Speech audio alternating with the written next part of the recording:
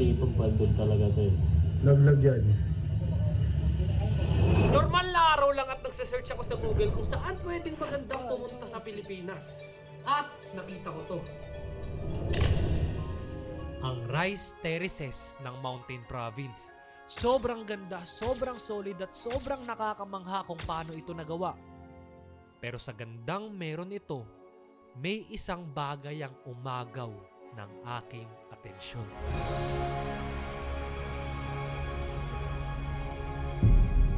Isang bahay na nakatayo sa gitna ng Rice Terraces.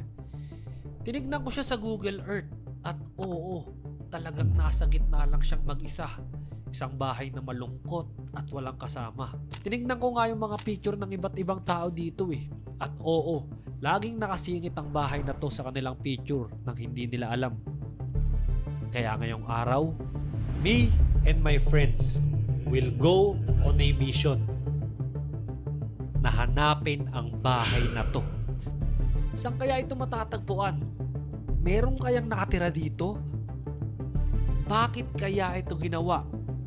At kung sakaling mahanap namin to, ay kailangan naming makapag-overnight sa bahay na yun. Sobra naman yan. Ayos pa boss? Ganda. Ano masasabi mo boss? Nakakaba. Nakakaba parts? Oo, yung parang di nakakapaniwala eh. Oo. Pero ano.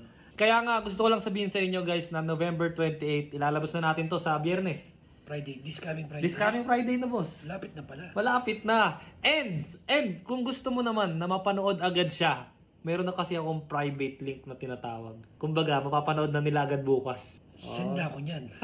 Sis, Ako hindi ko pa napapanood. Oo, boss. November 27, mapapanood mo na agad kaysa sa November 28. Kailangan mo lang mag-comment dito. Yun lang naman. See you sa mga nag-aantay kung kailan tayo mag-upload ng pangmalupitan. Ito na, hinanap namin ang pinakamalungkot na bahay sa Rice Terraces. Nice.